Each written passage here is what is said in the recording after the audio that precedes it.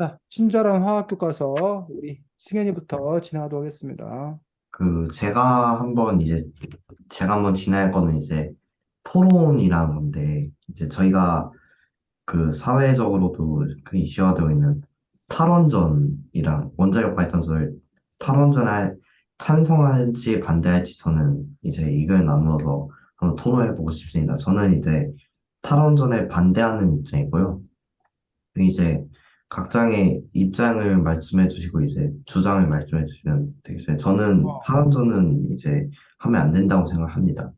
이 원자력 발전소가 이제 사라지면서 거기에 분담되어 있던 전력 공급이 이제 다른 전력 발전 시스템으로 돌아가야 되는데 이제 저희가 그걸 지으려면은 그 기초 비용도 많이 들고 그리고 이제 원자력 발전이 없어지니까 그 전력을 저희가 되게 빠지는 게 많을 거란 말이에요. 그래서 이거를 다 되게 한 번에 막 크게 빠지게 되면은 그 정전이 발생할 수도 있으니까 저는 탈원전에 반대를 합니다. 그럼 이제 서윤님 말씀해 주세요.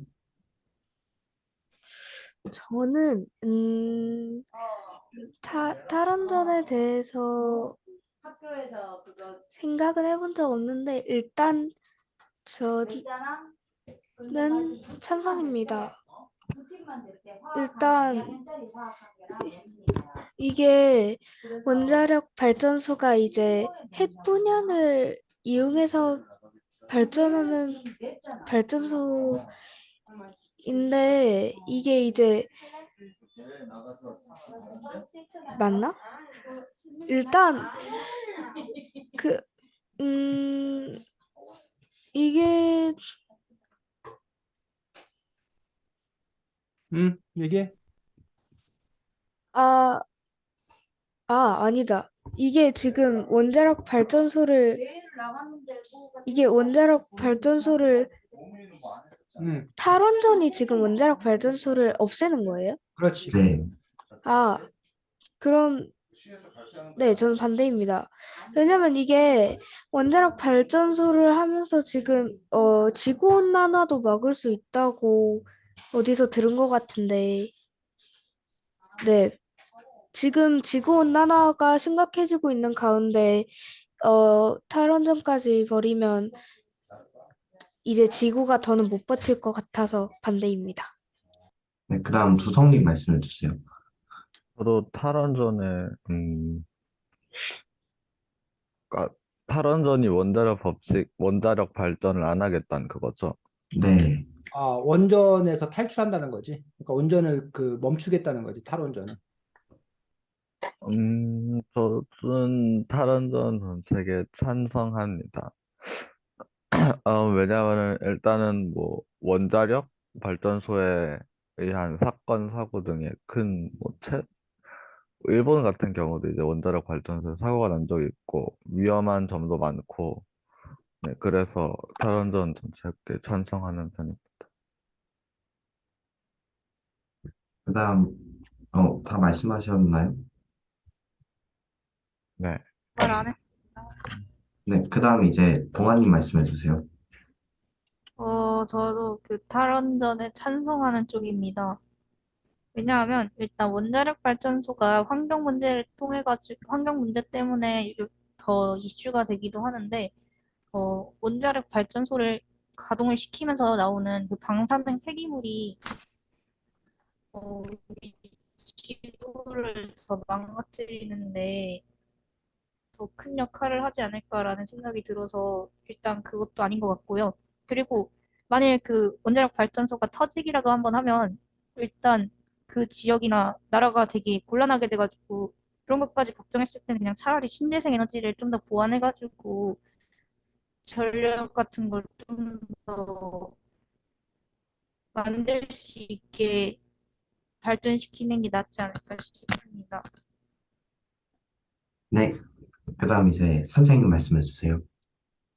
네, 저는 기본적으로는 탈원전에 찬성하는 쪽이고, 그 전에 이제 몇 가지 점들을 좀 이렇게 짚어보면, 지금 이제 여러분들이 얘기했던 것들이 중요한 근거를 제시하고 있는 걸 볼 수 있습니다. 그래서 승현이가 제시했던 그런 근거가, 현재 원전이 우리나라에서 그 발전 분야에서 차지하는 비중이 약 27%, 2021년 기준에 27.4%라고 합니다. 그러니까 약 4분의 1 정도 되겠는데 원전을 뭐 했을 경우에 멈췄을 경우에 그럼 27.4%의 에너지를 당장 어디서 얻냐? 그러니 에너지가 부족할 거 아니냐? 그러니 원전을 계속할 수밖에 없다라는 그런 근거를 제시합니다. 그거에 대해서 이제 반대하는 쪽에서는 두 가지 방안을 제시하는데 하나가 원전 대신에 이른바 신재생에너지. 지금 우리나라에서 가장 그 활발하게 추진되고 있는 것들은 태양광 발전 또는 뭐 해상 풍력 발전 등 신재생 에너지로 그것들을 그 원전 에너지를 통해서 얻는 부분들을 그 중지하는 대신에 신재생 에너지로 대체 가능하다라고 이제 주장을 합니다. 그래서 이제 그거에 또 다시 이제 두 가지 나뉘어.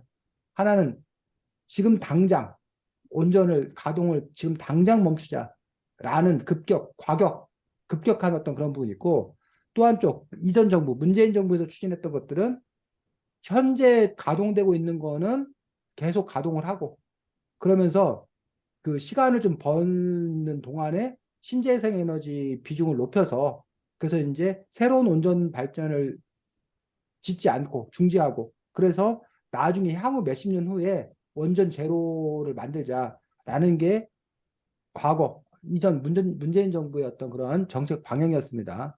하지만 새 정부 들어서는 오히려 원전을 확대하겠다 해서 지금 27.4%인 거를 30% 이상으로 확대하겠다라고 해서 정반대되는 정책을 현재 추진하고 있는 것도 그런 상황들이고 그 이유로 드는 것들 중에 커다랗게 두 가지 이유를 제시하는데 하나는 비용의 문제. 그러니까 온전 대신에 이른바 천연가스라던가 이런 아니 온전 대신에 이제 다른 거 지금 당장 이제 뭐 가스라던가 이런 것들을 석유 이런 발전을 하면 지금 뭐 러시아 우크라이나 전쟁 때문이기도 하고 여러 가지 이유로 요즘 유가가 상당히 많이 올라가 있다는 얘기예요. 기름값이 그러다 보니까 이제 발전 비용이 너무 높아서 에너지 비용이 너무 높으니까 문제다. 그러니까 발전 비용이 상대적으로 싼 그런 원전을 가동을 해야 된다는 것들이 주장이고 또 서윤이가 주장하고 있는 것처럼 석탄, 석유 발전했을 경우에 탄소가 많이 배출되니 그런데 원전은 탄소 배출이 없다. 그러니 기후 위기를 예방할 수 있다. 그런 점에서 이제 원전이 계속 확대돼야 된다는 그런 식의 논리를 주장을 합니다. 그에 대해서 다시 이제 그 탈원전에 찬성한 쪽에서는 탄소 배출은 줄일지 모르지만 탄소보다 더 무서운 방사능 폐기물이 엄청나게 쏟아지고 있는데, 그거는 뭐 피하려다, 여우 피하려다 호랑이 만든다 이런 것처럼, 그 탄소 그 부분 문제 피하려다가 더 오히려 큰 문제에 부닥치는 거 아니냐. 어리석다. 그리고, 에너지가 부족한 부분들은 우리 사람들이 에너지를 절약함으로써 우리 대한민국 사람들이 사실 너무 에너지를 너무 펑펑 쓴다는 거야. 그런 점에서 그 에너지를 좀 줄임으로써 그 문제들은 좀 이렇게 해결될 수 있지 않냐라는 그런 또 주장을 펼치기도 합니다. 뭐 그런 부분들 그리고 이제 주성이가 아까 얘기했듯이 원전 같은 경우 방사능 폐기물도 문제가 되고 또 원전 폭발 이런 것들 때문에 위험하니까 원전에서는 안 된다는 그런 주장인데 비해서 반면 탈원전에 이렇게 반대하는 쪽에서는 그 일본의 쓰나미 이런 거는 특수한 상황에서만 있지 일상적으로 벌어지는 일은 아니다라고 주장을 한다던가 아니면 요즘에 이른바 뭐 스마트 원전 뭐 이런 식으로 해서 원전을 좀 이렇게 쪼개가지고 작은 원전을 더 많이 짓는 거면 그러면 그 문제는 해결할 수 있지 않냐라고 또 이렇게 주장을 하는 또 그래서 좀 안전도를 높일 수 있다라고 또 이렇게 주장을 하는 그런 사람들도 있는 걸 볼 수 있습니다. 반면 원전을 쪼개서 여러 곳에 배치를 하면 작은 폭탄이지만 폭탄을 많은 도시가 더 안고 있는 거기 때문에 그것 역시 그 문제가 해결되는 것은 아니다라고 또 주장하기 때문에 사실은 그 양측의 주장이 상당히 첨예하게 엇갈리고 있는 어떤 그러한 상황 아닌 것도 볼 수가 있고 그러다 보니까 이제 각자가 그 위험도에 대해서 보는 어떤 그런 판단 그 다음에 에너지를 얼마나 소비해야 되는 건가에 대해서 느끼는 어떤 체감 이런 것들에 따라서 그 지지하는 어떤 그런 부분들이 많이 다른 것들을 볼 수가 있습니다. 그래서 어쨌든 현재 현재 정권을 쥐고 있는 국민의힘 그쪽 같은 경우는 원전을 오히려 뭐야? 계속하자. 원전을 확대하자라는 그런 쪽의 주장을 펼치고 있는 쪽이고 반면에 이제 혹시 정의당이란 당 들어봤어?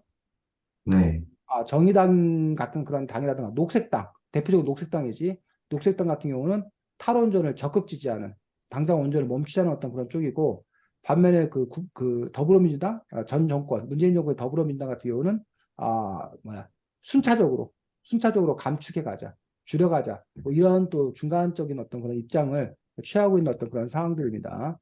자, 이 책에서 원전 얘기가 왜 나온 거야? 그 여기 책 내용 보다가 음. 지- 자, 원전의 원리를 누가 한번 설명해 볼까? 이 책을 바탕으로. 저 승현이. 이게 제가 한번 그냥 계속 어디선가 듣고선 조금 했던 게 있어서 음, 이제 우라늄이라는 그 원자가 하나 있어요. 음, 이제 그쪽에다가 중성자라는 이제 입자가 우라늄 235라는 그 음, 238은 자연 상태로 되게 많이 존재하는 물질인데 음, 230은 되게 분열되기 쉬운 그러니까 음, 그 되게 불안정한 형태로 있긴 한데 그래도 뭉쳐서는 있거든요. 그쪽에다가 중성자 하나 쏘게 되면요. 음, 우라늄이 두 개로 분리되고 몇 개의 질량이 떨어져 간 다음에 중성자가 또 나와요. 음, 두 개 정도가 나와서 다른 우라늄 두 개를 치고 또 쳐서 어, 그쪽에 있는 에너지들이 이제 질량 뭐냐 그 아인슈타인 뭐 E는 mc 제곱을 그 어쩌고 저쩌고 하는 그 공식에 따라서 음, 이제 질량 그 사라졌던 질량이 이제 에너지로 변환이 되면서 그 음, 에너지가 이제 물을 끓입니다. 저기 안에 있는 그 물을 끓여서 증기를 만들어요. 그 증기로 인해 그 음, 증기로 이제 터빈을 돌려서 전기를 생산하는 방식이거든요. 음, 그래서 그걸 이제 저희가 주로 이게 원자력 발전이라고 할 수 있죠. 그렇게 가동되는 거라고 저는 알고 있습니다. 음. 자, 소윤이, 수견이 말 이해했어? 응? 반은 이해했는데 반은 못 이해했어요. 소윤이는 그 지금 말했던 승현이가 말했던 것처럼 너 말로 그 원자력 발전이라든가 원자폭탄의 원리를 설명할 수 있어. 이 책과 관련해서 화학과 관련해서. 저요? 음, 음, 네가 이해하고 있냐고. 이래서 이렇게 된 거다. 이해하고 있냐고. 그 정도까지는 아닌 것 같아요. 수성이는. 뭐 그렇게 잘 이해하고 있는 것 같지는. 자, 원자 안에는 뭐가 있다는 거야? 원자 안에는 뭐와 뭘로 이루어져 있어? 핵, 원자 핵과 그 주변을 도는 먼저 전자가 있다는 거야. 다시 원자 핵은 뭘로 이루어져 있다는 거야? 그 안에는 양 양성자하고 양성자와 또 중성자요. 중성자. 그래서 그 양성자와 중성자가 균형을 이루고 있으면 안정된 그런 상태라는 거야. 그런데 이른바 방사능 물질은 뭐가 양성자가 중성자에 비해서 뭐 하다는 거야? 많다는 거야. 그래서 불안정한 어떤 그런 상태라는 거야. 근데 그 중에서 대표적인 게 뭐? 그럼 방사능 물질 중에 대표적인 게 이런 라듐, 우라늄 235라는 우라늄이 가장 대표적인 거라는 거야. 그게 불안정한 상태라는 거야. 그래서 그 상태에서 지금 아까 승현이가 말했듯이 중성자를 쏘면 연쇄적인 분열이 일어나면서 에너지를 뭐 한다는 거야? 발생시킨다는 거야. 그 에너지를 어떻게 이용하냐에 따라서 원자 폭탄이라는 게 있고 핵 발전이라는 게 있다는 거야. 그 원자 폭탄과 핵 발전의 차이를 누가 한번 설명해 볼까? 승현이 말고 다른 사람들이 원자 폭탄과 원자력 발전은 어떤 차이가 있는 거야? 이 책의 191쪽 참고해서 설명해 보자.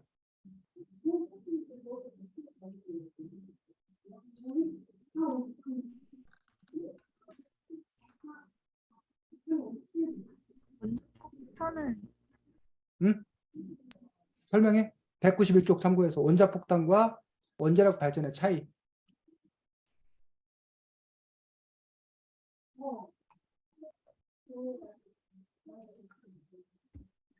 고농축 전홍축 고농축, 전농축 뭐? 뭐가 고농축이고 뭐가 저농축이야? 그러니까 그, 잠깐만요. 음,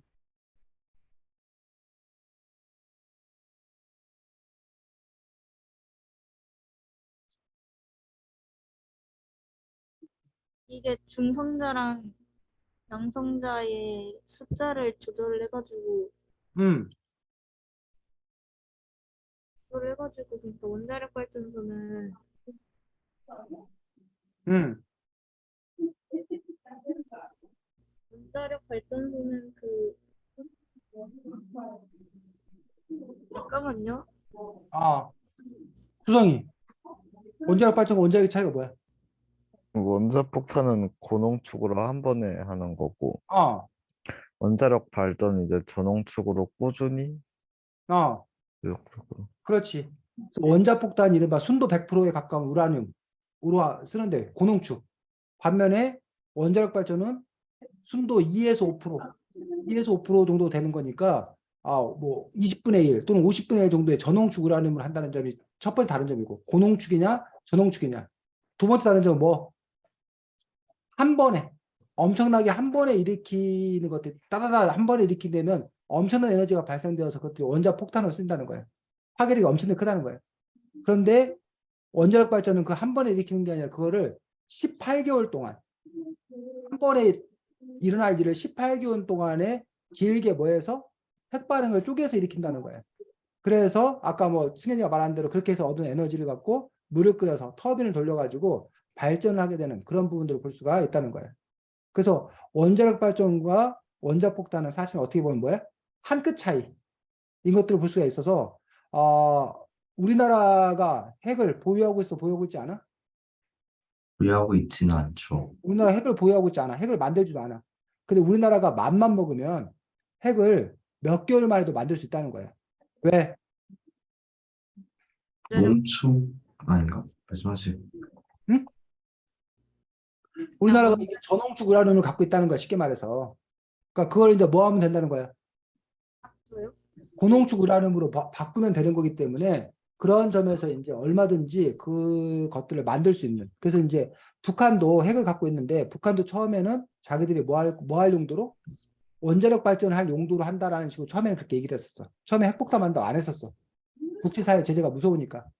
근데 이제 어느 정도 완성되고 나니까 이제 자기들이 핵 보유국이다라는 것들을 선언하는 어떤 그런 지경에 이르고 있는 그 부분들을 볼 수가 있다는 거지.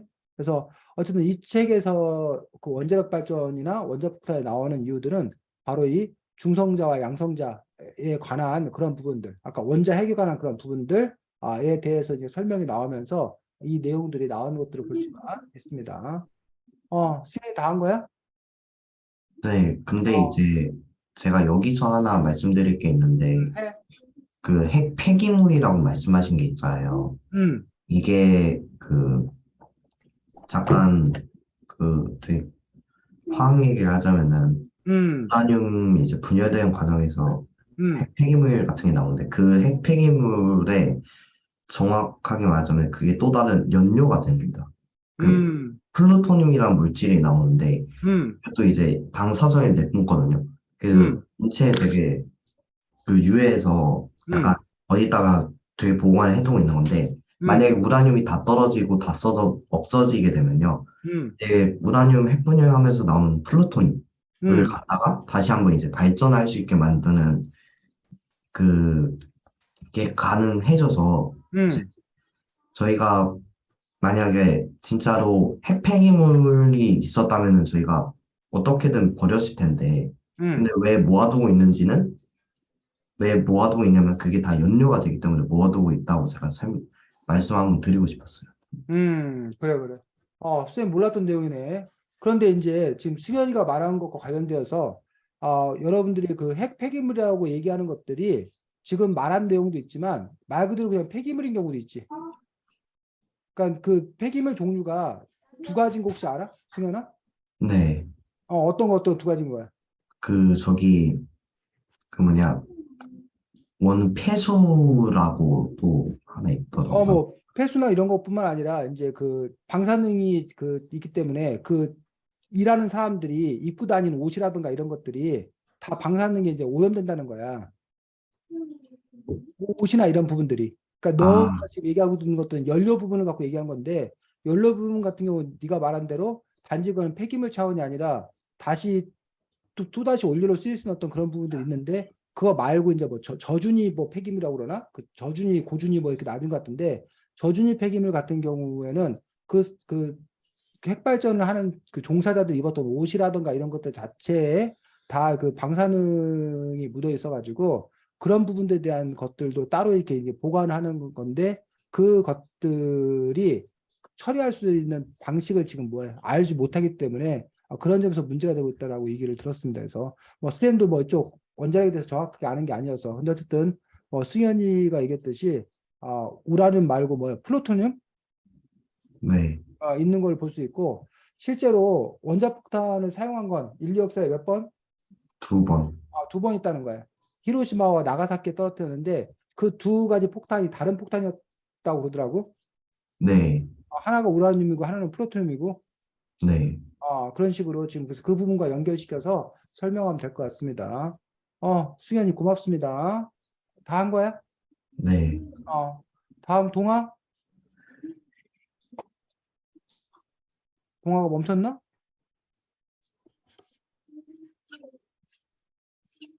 멈췄어. 방금은 어. 안 들렸었어요. 그래. 동아 진행해. 아, 전가요? 아, 저는 살짝 그냥 사적인 얘기 같은 게 듣고 싶어서 질문을 해보겠습니다. 여러분들은 평소 학교 생활에서 과학이라는 과목에 대해서 어떻게 생각하시나요? 저는 일단 요즘 학교에서 파동에 대해서 배우고 있는데 그 파동에 대해서 제가 원래 되게 문제집으로 풀 때 되게 잘 뭔가 좀 어려웠는데 학교에서 그렇게 보니까 선생님이 설명을 너무 잘해주셔가지고 다 이해가 되는 거예요. 그래서 선생님께서 설명을 잘해주셔서 또 재밌고 가끔씩 졸리기도 하지만 되게 저는 과학은 재밌는 과목이라 생각합니다. 저는. 다음으로 서윤님 말씀해 주세요. 일단 꼭 공부해야 하는 과목이고 또 이제 주제는 재밌는데 항상 점심시간 뒤인 5교시란 말입니다. 그래서 졸릴 때가 많아요. 네, 다음으로 승현님 말씀해 주세요. 그래서 제가 주제 잠시만 못 들어서 그런데 주제가 뭐였죠? 과학이 어떠냐고 수현이. 평소 학교 과학이란 과목. 생활을 하면서 네, 아, 학교 교과목 중 과학이란 과목에 대한 너의 그 뭐 마음, 생각. 네, 이제 1학기 때까지는 이제 과학이 좋았었는데 2학기 때 접어들면서 약간 선생님이 한번 그 좀 두 분의 선생님께서 운영을 하셔가지고 이제 남자 선생님 한 분 추가되셨는데 이제 친구들이 자꾸 그 선생님 너무 싫다고 그러신 바람에 한번 이제 그냥 만나 한번 그래서 그 자유학기 때 그 선생님이 하신 수업을 들었거든요. 근데 그때 하면서 맞다고 생각을 이제 확신이 돼서 2학기 때는 과학이 좀 싫어졌습니다. 네. 네, 그러면 주성님 말씀해 주세요. 저는 좀 지루하다고 생각을 합니다. 다른 과목도 다 지루하긴 한데 과학이랑 사회가 특히 좀 더 지루한 것 같아서 네. 그 이유는 아마도 뭔가 이야기도 국어나 수학 이런 사회 이런 거에 비해 이야기도 좀 어렵고 사회 같은 거는 뭔가 우리들이 정해놓은 거 안에서 배우는 느낌인데 과학은 그냥 자연 무시무시해서 막 미지의 세계에 있는 그런 느낌도 있고 그래서 좀 어려운 것 같고 지루한 것 같습니다. 네, 그리고 그러면 선생님 말씀해 주세요.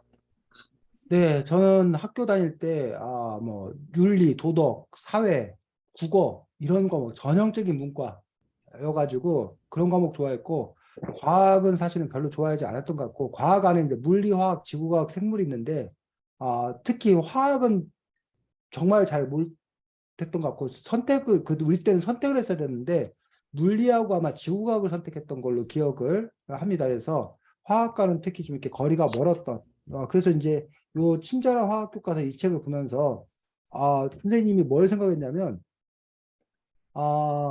내가 나이를 먹어서 이제 좀 뭘 좀 알게 돼서 이 책을 읽어보니까 이해가 되는 건지 아니면 선생님이 중고등학교 다닐 때 선생님도 과학 선생님들이 이렇게 친절하게 설명을 안 해줬던 건지 아니면 그렇게 친절하게 설명해 줬는데도 불구하고 내가 수업 시간에 집중을 안 해서 공부를 열심히 안 해가지고 내가 못 알아들었던 건지 그게 참 미스테리하다라는 생각을 하면서 이 책을 봤습니다.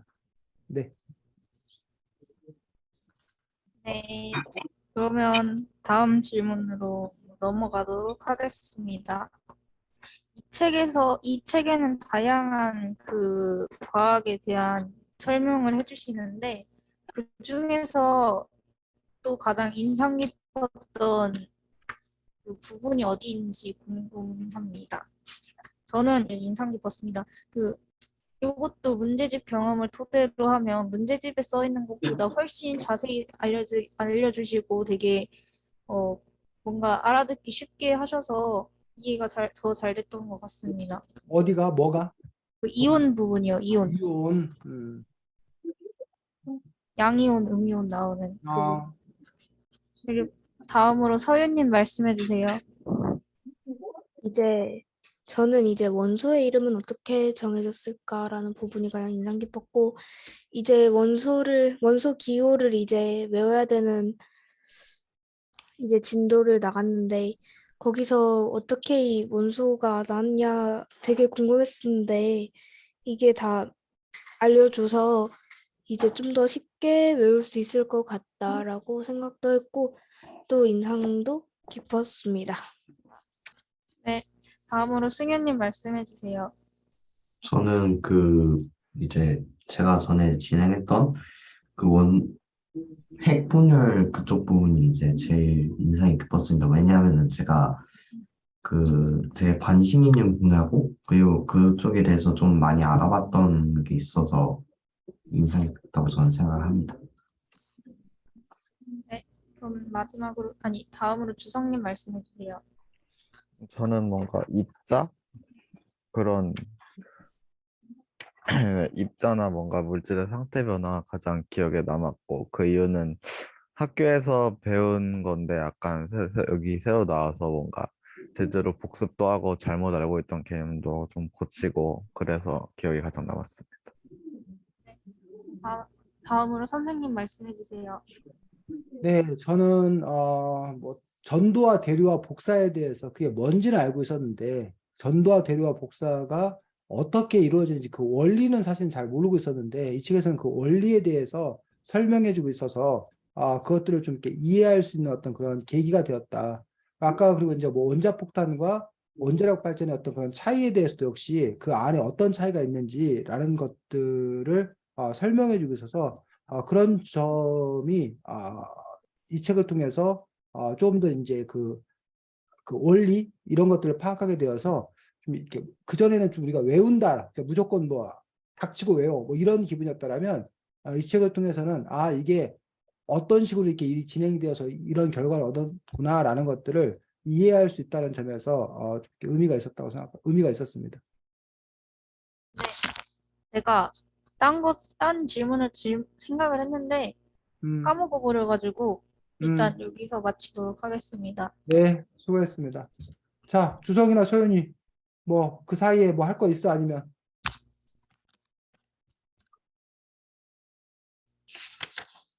뭐 할 얘기 생각난 게 있어 아니면 그냥 패스해. 소연아, 주성아. 딱히 없어요. 주성이는 패스하고 소연이는 저도요.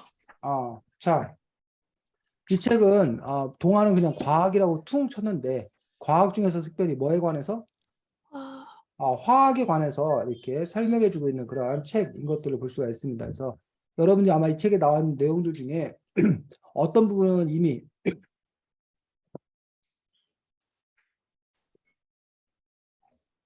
배운 부분도 있고 또 어떤 부분은 아직 배우지 않은 그런 부분들도 있지 않을까 싶은데 주성이 화학이 뭐야? 화학 뭔가 음, 화학이 이게 네 종류로 나뉘잖아요. 그 음, 지구과학하고 생명과학하고 물리하고 화학. 음, 뭔가 일단은 지구과학이랑 생명과학은 일단은 뭔가 아예 다른 그거고 물리는 뭔가 운동 음, 그런 느낌인 것 같고 화학은 뭔가 입자나 원소 같이 음. 좀 물리는 운동 같이 약간 눈에 보이고 좀 그런 걸 배우는 과목인 것 같은데 화학은 뭔가 어 물리보다 좀 볼 수도 없고 그런 것들. 음. 자, 이 책의 7쪽과 20쪽에 화학에 대해서 정의해주고 있습니다. 설명해주고 있습니다. 자, 이 책에 나와 있는 7쪽과 20쪽을 바탕으로 해서 여러분들이 화학은 뭔가라는 부분들을 정리해서 한번 얘기해볼까? 7쪽에도 나와 있고 20쪽에도 나와 있고. 세상을 이루는 물질 다른가 하면 아, 세상을 이루는 물질을 다루는 학문이에요. 즉, 연구 대상이 물질에 관한 거야. 자, 그걸 좀 더 자세히 얘기하면 물질에 대해서 뭘 연구하는 거야?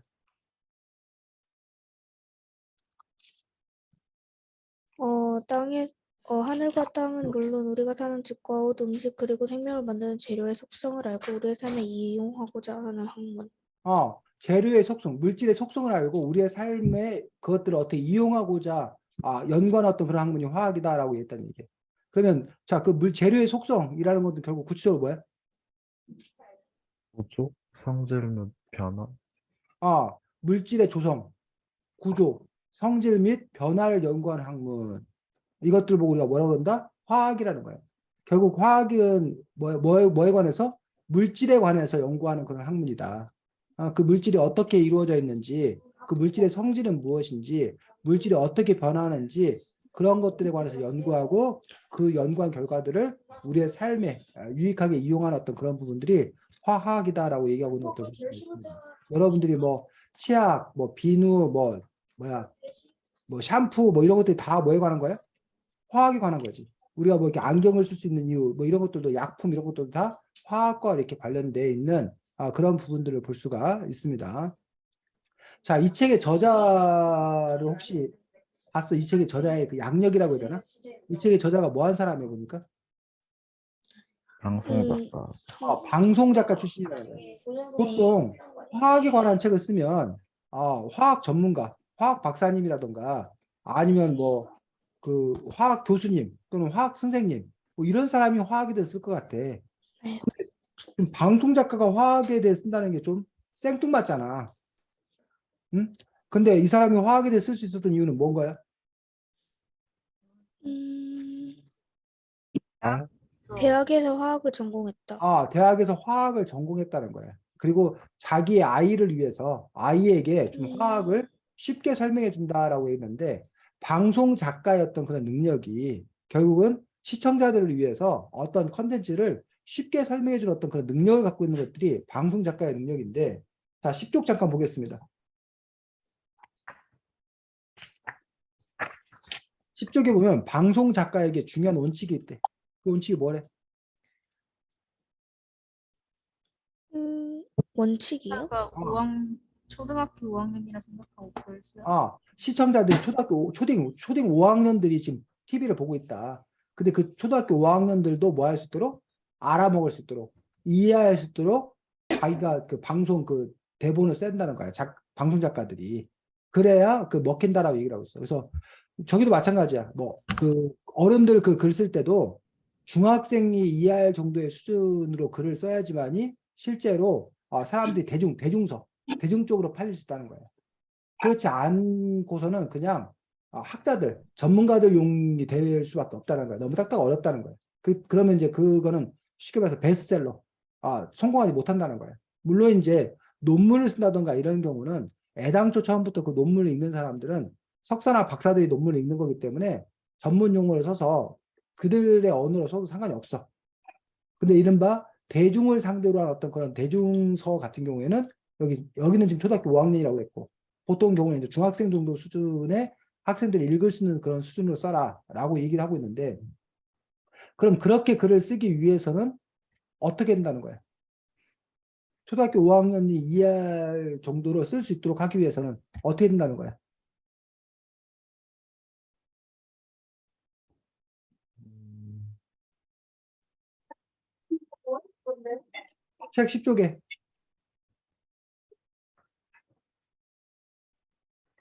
이 선생님이 초등학교 5학년들이 쓸 수 있도록 하기 위해서 어떻게 된다고 조언을 어,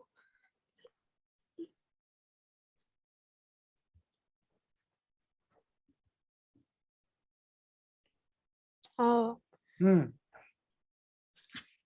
어, 이거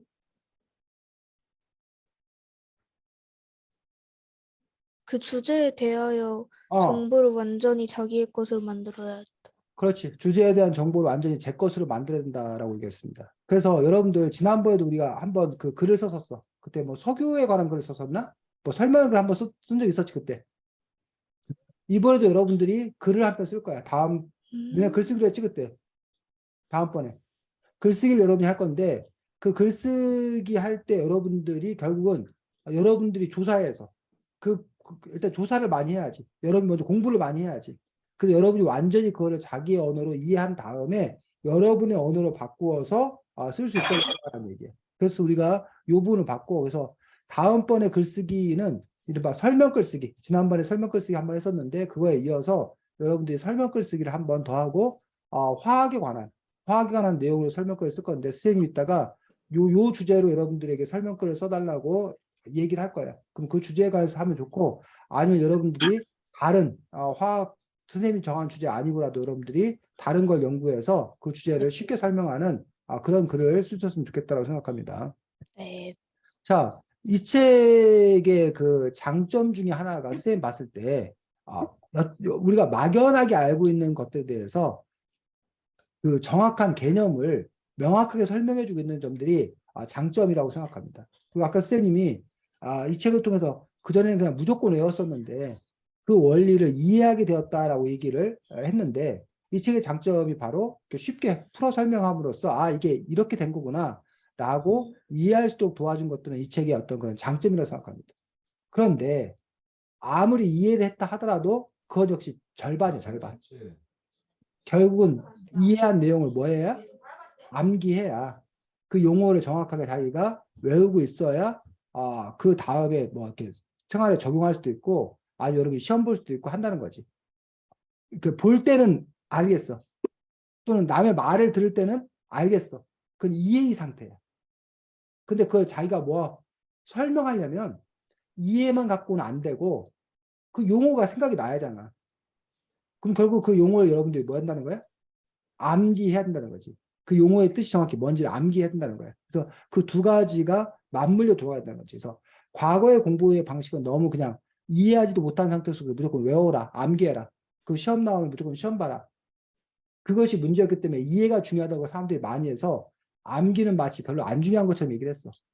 근데 사실 이해와 암기는 동전의 양면처럼 둘이 같이 가야 될 것이지 이해만 간다던가 암기만 간다던가 그러면 반쪽짜리라는 거지. 자, 그래서 어쨌든 그 화학이 물질에 관해서 연구하는 거라고 했는데 우리 일상 용어에서는 물체와 물질을 그냥 막 섞어서 많이 써. 근데 화학 용어에서는 물체와 물질을 명확하게 구별되는 거라는 거예요. 자, 물체와 물질을 구별해서 얘기해 보자. 책 21조. 지- 물체와 물질을 구별해서.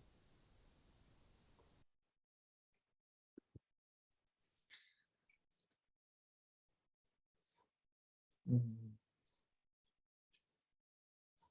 선생님 방금 뭐라 하셨나요? 물체와 물질을 정의를 어, 구별해서 얘기해 보자고 비교해서. 이쪽을 바탕으로. 물체는 음, 우리 주위에서 볼 수 있는 물체는 모양과 형태를 지닌 모든 것들이고요. 음, 어, 근데 이 재료랑 물질은 완성품의 차이 아니에요? 재료래요. 음, 그러니까 물체는 뭔가 연, 뭐 탁구공이 물체라 하면은 플라스틱은 물질인 거죠. 음. 네. 자, 주성아 됐니? 네. 그래서 이 책에서는 정의를 물체는 모양과 형태를 지닌 것이라고 정의하고 있고, 반면에 물질은 재료.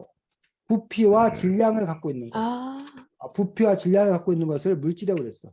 그래서 공기, 산소는 물질이다 아니다? 물질이다.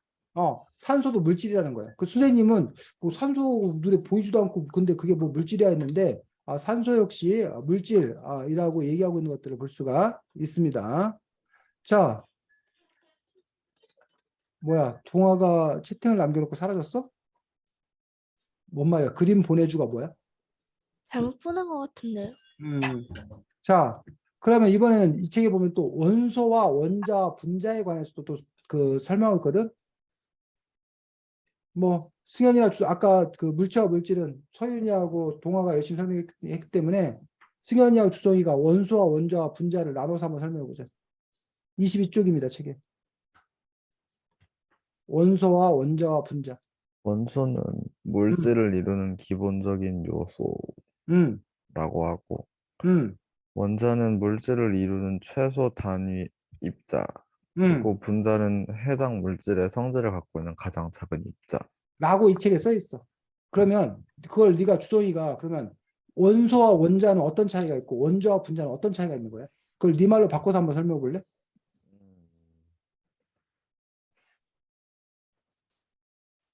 원소랑 뭐라 하셨어요, 방금? 원소랑 원자의 차이, 또 원자와 분자의 차이. 음, 예, 원소는 동아. 제가 그냥 알기로는 음, 원소는 일단 그 진짜 그 원소 그 자체를 말하는 걸로 알고 있고 음, 그 수소나 헬륨 막 이런 애들을 그냥 그 자체로 말하는 걸로 알고 있고 음, 원자는 음, 그것을 통해 가지고 이제 그 차이가 있었는데 음. 원소는 진짜 그 살짝 아무튼 그래서 분자가 그게 합쳐져 가지고 만든 걸로 알고 있어요. 음. 저도 한번 찾아봐야 될 것 같아요. 또 음, 주성이가 승현이 원소와 원자, 원자와 분자 어떻게 설명할까요? 그 원소를 이제 음, 물이라고 가정을 해보면요. 아, 원자는 음. 수소하고 산소고, 분자는 이제 수소하고 산소를 이룬 중성과 양성과 그런 거. 저는 원소가 물이라고? 네, 원소가 물이라요. 물이 왜 원소야? 아니, 잠시만. 아니다. 아니, 원소가 그 수소, 산소 그런 거고요. 음. 원자가 이제, 음? 잠시만요. 자, 원소와 원자의 차이는 원소는 같은 종류의 원자를 통틀어 이루는 말이야. 그러니까 뭐 수소면 네 말대로 수소면 수소, 산소면 산소. 그러니까 수소나 산소 이런 것들의 그 이름이야, 이름 원소는 말 그대로. 반면에 원자는 어떤 물질을 뭐 한 거야? 쪼갠 거야, 쪼갠 거. 쪼갠 최소의 입자야. 근데 그 최소의 입자가 되는데 예를 들면 이 동화를 이루고 있는 게 세모, 네모, 뭐 동그라미 이렇게 모여서 이게 동화가 된다고 생각을 해봐. 주성이를 이루고 있는 건 세모, 네모, 네모 이렇게 해서 이게 뭐가 된다? 주성이 된다고 생각을 해보자는 얘기야. 그랬을 경우에 요 세모 하나, 요 네모 하나 이걸 보고 뭐라고 한다는 거야?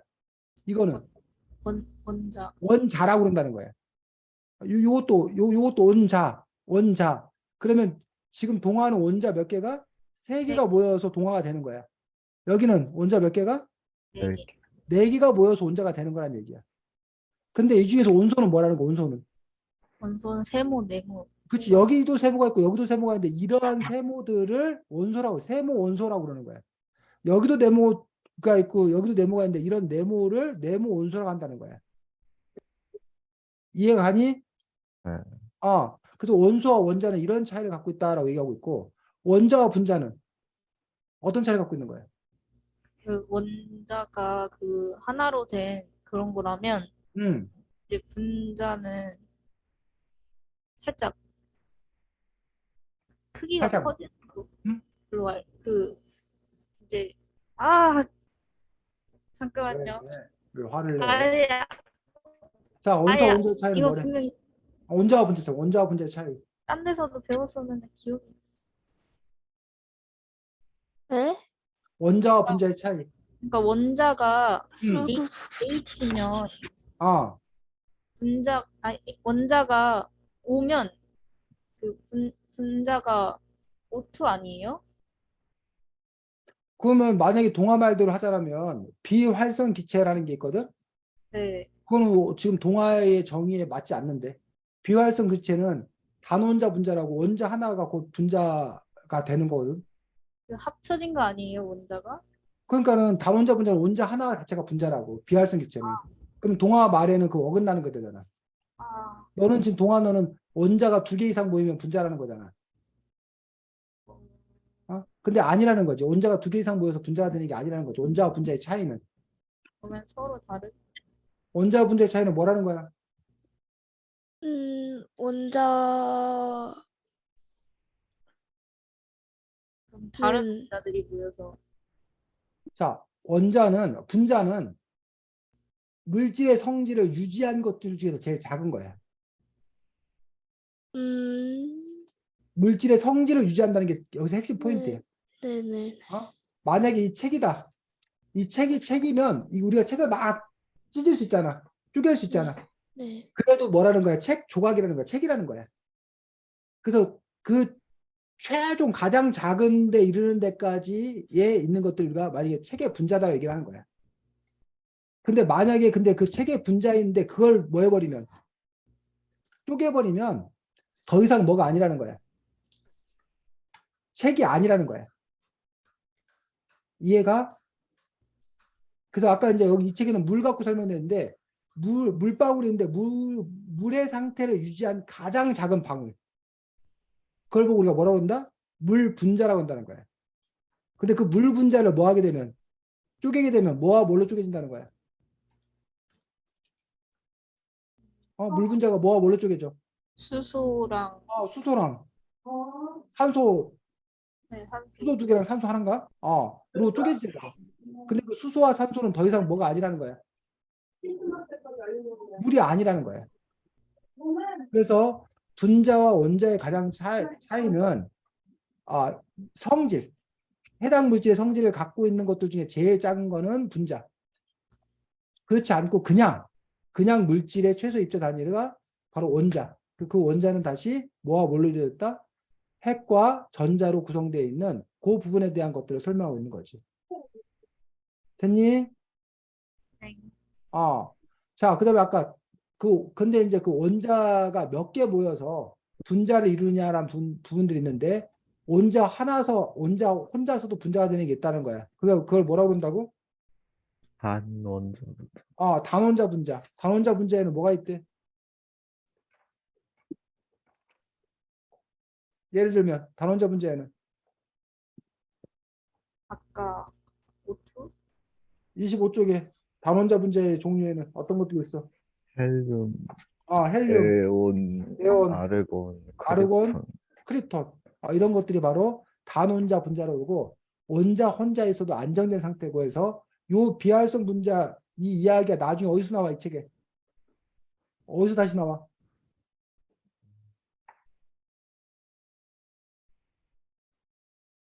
비활성 분자 얘기 나중에 다시 나오는 거 알아? 뒷부분에 다시 나오는 거.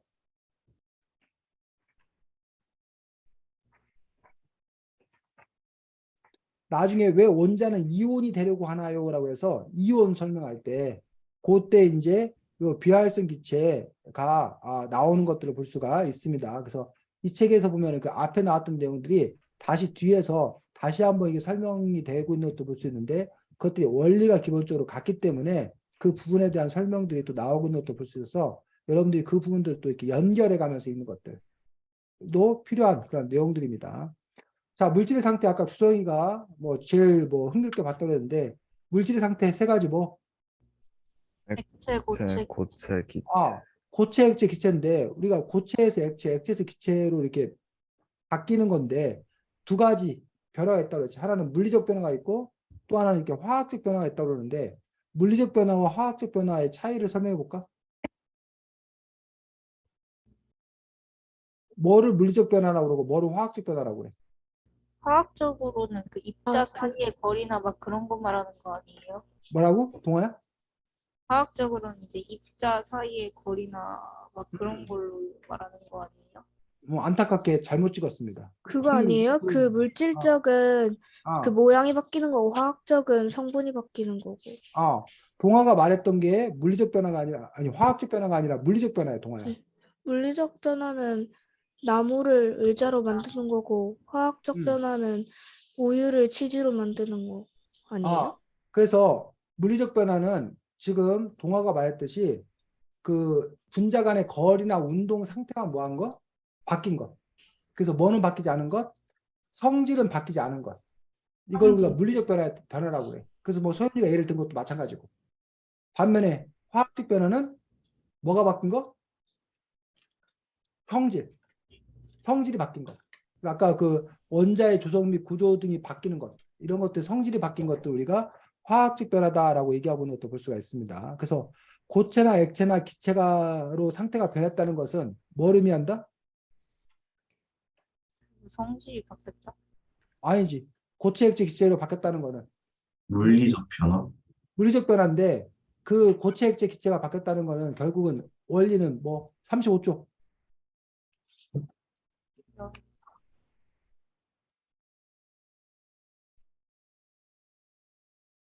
분자와 분자 간 결합 상태? 그렇지. 분자와 분자 간의 결합 상태가 변했다는 거예요. 고체는 분자와 분자 간의 결합이 어떤 거야?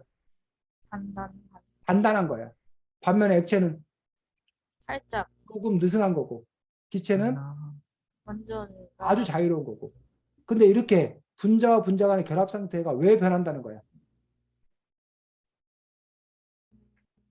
그 배열 구조? 그 배열 구조가 왜 바뀌냐고. 뭐 때문에? 온도? 온도하고 또 하나. 압력. 압력. 온도와 압력에 의해서 이러한 그 분자와 분자 간의 결합 정도가 바뀐다는 거야. 온도, 압력에 의해서. 그러면 온도, 압력과 이 기체 뭐야? 물질의 상태의 변화, 이 부분들을 여러분들이 생각해 보면 되는 거지. 됐니? 네. 자, 그 다음에 보면 이 책에서 선생님도 화학에 대해서 잘 모르다 보니까 상평형이라는 용어를 선생님은 이 책 보고 처음 한 것 같아.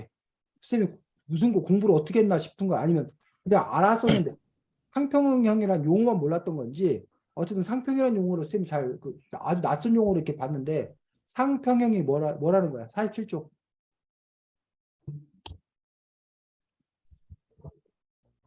아, 음, 이게 그 액체 고체 상태가 두 가지, 액체 음, 고체 두 가지 이상의 상태가 음. 동시에 존재하는 근데 왜 그 고체 액체 또는 액체 기체 이 상태가 동시에 존재할 수가 있는 거야? 그 물을 예로 들어보자면 0도에서 이제 음, 우리 바로 얼음이 탁 되는 게 아니잖아요. 아, 이제 물이 0도라고 치면은 어떤 물은 이제 그 영동이 하지만 안 얼었을 수도 있고 아니면 이제 어떤 물은 얼었을 수도 있고 음, 그래서 이게 얼음하고 물이 이제 동시에 공존하는 그 액체 음. 상태물과 고체 상태물 그런 상태를 보고 뭐라고 그런다고? 상평형이라고. 상평형이라고 한다고. 지금 이제 승현이가 자기 말로 이렇게 잘 바꿔서 이렇게 설명하고 있는 것도 볼 수가 있고, 저게 이제 이해한 거야. 근데 이거에 대해서 여러분들이 이제 뭐야? 상평형이라는 용어를 또 암기해야 된다는 거지.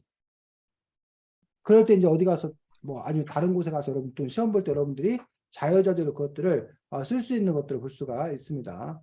자, 이 책에 보면 또 초전도체와 플라즈마에 관해서 도 설명되고 있는 건데 49쪽에 초전도체를 누가 한번 설명해 볼까? 초전도체라는 게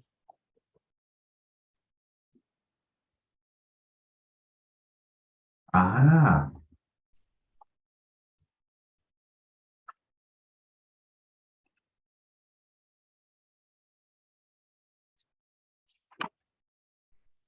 음, 그 이게 있잖아요. 그 음, 물질이 아예 정지 이론상으로 이제 어쨌든 물질이 그 뭐냐 그 철이 분자 운동이 아예 정지하는 상태가 있거든요. 음, 이제 그 정지하는 상태의 온도를 이제 켈빈이라고 부르는데 음, 그 영하 이제 약 273.15도라고 저는 알고 있거든요. 그때 상태에 음, 이제 음, 모든 분자들이 다 얼어붙어서 그냥 음, 아예 안 움직여요. 그때 이제 전기 같은 거를 흘려 보내면은 그게 음, 그 움직이지 않아서 저항이 없으니까 얘네들이 엄청 음, 빨리 이동할 수 있다라는 음. 거. 그게 이제 초전도 아니 뭐예요?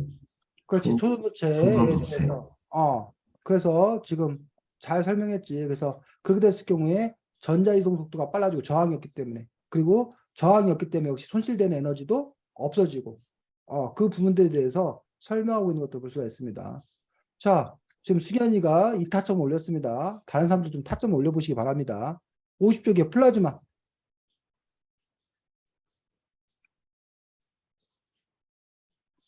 아,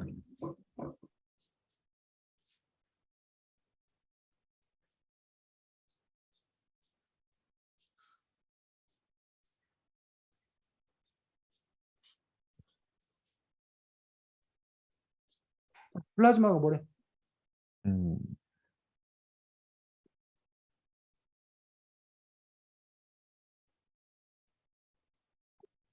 그, 그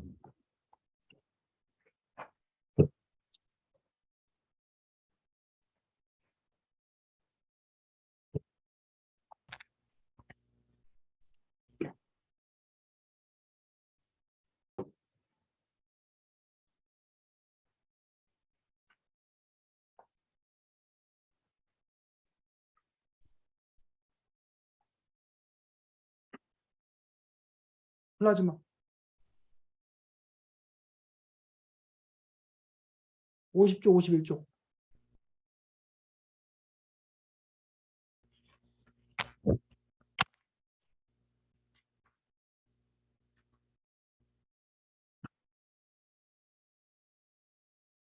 이건 그 기체 음, 상태에서 분자들이 이제 음, 온도를 더 받아가지고 더 쉽게 말하자면은 이제 더 점점 속도가 이제 열을 받으면 얘네들이 빨라지잖아요. 그러면서 부피가 음, 늘어나게 되는데 음, 그러다가 어떤 그 온도를 되게 많이 높이게 되면은 그게 이제 양이온하고 전자들이 이제 더 활발하게 움직여서 음, 플라즈마 상태가 된다는 걸로 음. 이 책에서 말하고 있길래 그렇지. 플라즈마는 여기서 결국은 양이온과 전자는 음이온이지. 양이온과 전자가 뭐야? 분리된 채 섞여 있는 어떤 그런 상태.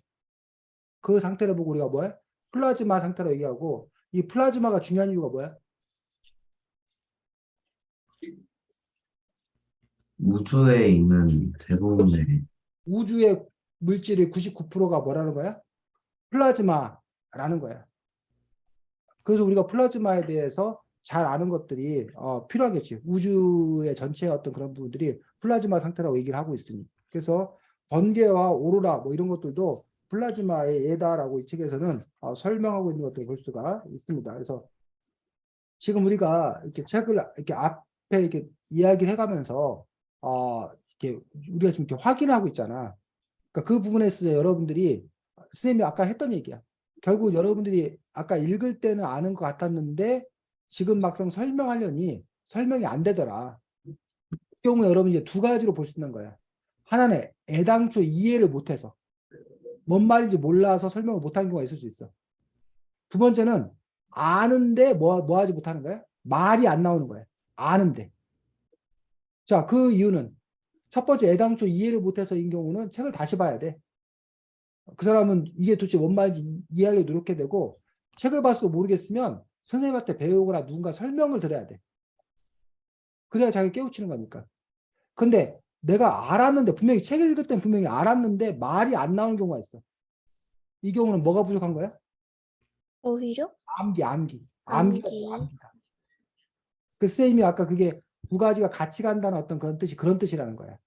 이 책 읽으면서 이게 이렇게 되고 이렇게 되는구나 라고 알았다고 해서 책 덮어버리면 근데 나 설명하거나 시험 보거나 할 때는 이게 별개의 문제라는 거예요.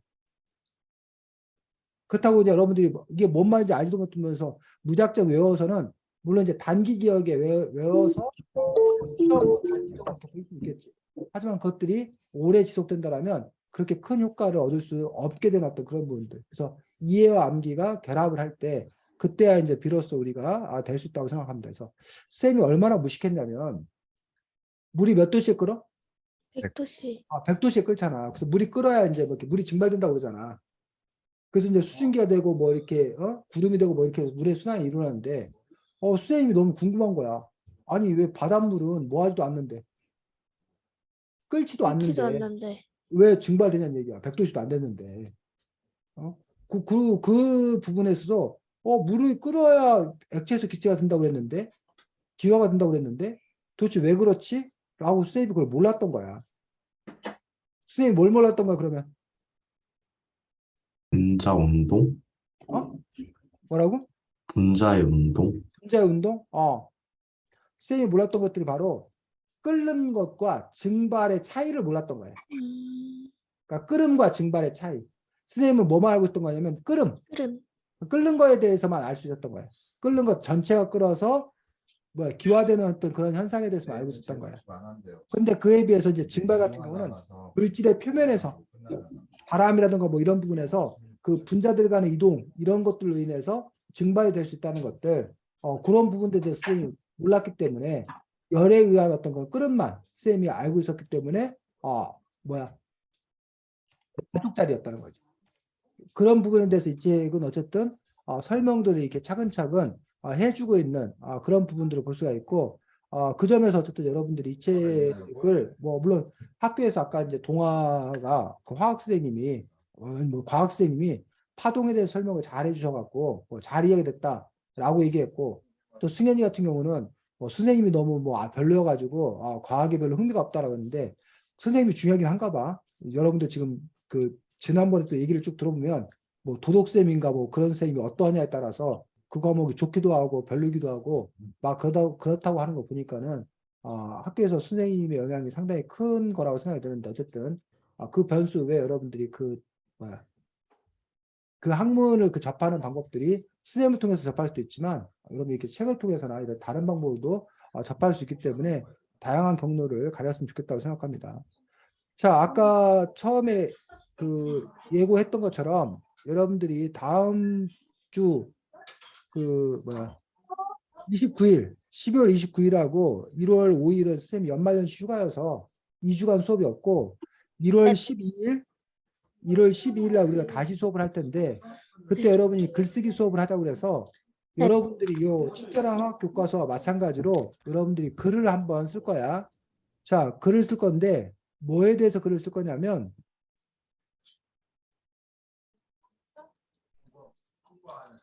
이 책의 312쪽에 보면 네. 그 네. 폐수에 들어있는 중금속을 제거하는 거에 관한 얘기가 나오거든.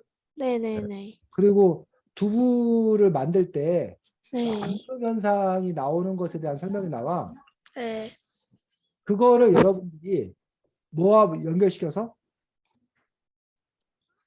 화학과 연결시켜서 여러분들이 이 폐수에 들어있는 중금속 제거가 어떻게 되는지 또는 두부의 앙금 현상이 어떻게 되는지 여러분이 이번에도 여기 이 책에 한 챕터를 쓴다고 생각하고 한 챕터를 쓴다고 생각하고 그것들을 써도 된다는 거야. 아니면 요 주제도 괜찮아. 288쪽인가 그쪽에 나와 있는데 요거 불꽃놀이의 과학적 원리를 쉽게 설명하는 글쓰기에서 여러분들 요즘에 뭐 서울에서도 불꽃놀이 축제하고 뭐 부산에도 불꽃놀이 축제에서 뭐 수백만 수십만 명이 몰려서 그 불꽃놀이를 봤다 그러는데 그 불꽃놀이에 역시 과학적 원리를 그 화학 현상 말고도 불꽃놀이가 어떻게 막 그렇게 막 꽃무늬도 막 이렇게 펼쳐지고 막 글씨도 뭐 어떻게 새길 수 있고 할 수 있는 어떤 그런 이유가 뭔가 이런 부분들에 관해서 설명하는 글쓰기를 여러분들이 하면 된다는 거예요. 선생님이 지금 예를 두 가지 들어놨는데 요거로 하면 되고 만약에 이것보다 여러분들이 화학과 관련되어서 이 책에 다루고 있지 않은 또는 이 책에서 다루고 있지만 충분히 설명되지 않은 거를 붙잡아서 여러분이 우선 뭐부터 해야 돼? 조사. 공부부터 해도 공부부터. 관련된 자료 여러분들이 인터넷 검색에 찾아본다든가 해서 그 분야에 대해서 충분히 여러분들이 공부를 하고 여러분들이 명확하게 안 다음에 초등학교 5학년들도 이해할 수 있도록 여러분들이 뭐 하라고? 쉽게 그 원리를 풀어 설명해 주라고. 그런 글을 여러분들이 한번 써보자는 거지. 그 선생님이 다음번에는 초등학교 5학년에 대해서 선생님이 뭐 할 거야? 여러분들한테 질문할 거야. 자, 선생님이 질문을 한다는 건 여러분이 글을 잘 쓴 걸까? 못 쓴 걸까? 잘 쓴 거. 못 쓴 거지, 못 쓴 거. 아, 선생님이 아, 초등학교 5학년 여러분 글을 읽었을 때 뭐 한 게 없어야 된다고? 궁금한 게 없어야 돼. 어? 여러분의 글을 읽었을 때, 아, 이래서 이런 거구나. 나 이제 알았어. 라고 쓰면 여러분 글이 참 잘 된 글이야. 근데 여러분들 글을 읽으면서, 근데 이건 왜 이래요? 이건 뭐예요? 라고 물어본다면, 그건 여러분들이 뭔가를 빠뜨리고 있는 거라는 거지. 자, 아까 그 주제 적었니? 아니면 뭐 쪽지 붙여줘? 괜찮아. 채팅창에 붙여줄까? 긁어서 가져가고, 질문. 없고, 승현이, 수성이, 동아는 질문 딱히 없어. 딱히 없고, 동아, 승현이 뭐 질문 질문할 거 있냐고. 글쓰기 다음 주 숙제에 대해서. 다음 주 숙제에 대해서. 없어요. 동아도? 네. 자, 그래서 여러분들이 어쨌든 이번 기회에 이 부분에 대해서 좀 더 이렇게 연구해보고, 또 쉽게 여러분들이 설명해보고, 글 쓰는 과정이라는 게 원래 그렇다는 거예요. 자기가 전문가이든 전문가 아니든 간에 먼저 자기가 공부를 하고 그런 내용들을 바탕으로 또 이렇게 쉽게 풀어쓰는 그 두 가지 컨텐츠가 있어야 되고, 그걸 또 이렇게 쉽게 풀어쓰는 어떤 그런 형식을 가져야 되고, 그런 역할들을 여러분들이 할 수 있으면 좋겠습니다. 그리고 숙제가 한 가지 더 있습니다. 네. 더 중요한 숙제입니다. 더 중요한 숙제. 크리스마스 선물 꼭 받기, 그리고 새해 네. 복 꼭 받기. 요게 여러분들 아주 중요한 숙제입니다. 아까 요 글쓰기 숙제 안 해와도 조금 욕먹지만 두 번째 숙제, 크리스마스 선물 받기와 새해 복 많이 받기 안 해온 사람 아주 욕 뒤지게 먹을 거니까, 여러분들 크리스마스 선물 줄 사람들, 산타할아버지 선물 줄 사람들과 새해 복 주는 사람들한테 제발 저 좀 살려주세요. 그 숙제 안 해가면 저희 독서교수 선생님이 아주 지랄 맞아갖고 저를 엄청 갈굴 거야라고 꼭 말씀드리고 숙제를 잘 해오시기 바랍니다. 소연 알겠니? 네. 승현이, 동아, 주성이도 두 번째 숙제 특히 잘 해와. 네. 자, 메리 크리스마스 그리고 새해 복 많이 받기 바라고, 올 1년 동안 쌤하고 독서교실 공부하느라 아주 애 많이 썼고 덕분에 쌤도 즐거웠습니다. 자, 네. 내년에 또 반갑게 만날 수 있으면 좋겠습니다. 네. 자, 우리 올해 마지막인데 돌아가면서 끝인사 한 번씩 하고 마치도록 하겠습니다. 우리 승현이부터. 예? 마지막 한 산타 할아버지 전적으로 믿습니다. 우리 보고 계시죠? 뭐라고? 산타 할아버지 전적으로 믿습니다. 산타를 전적으로 믿습니다. 아멘이야? 주성이 안녕히 계세요. 안녕히 계세요. 동아, 새해 복 많이 받으세요. 서연이, 메리 크리스마스. 네, 다들 간단하게 좋습니다. 자, 수고 많았습니다. 안녕히 안녕. 계세요. 안녕히 계세요.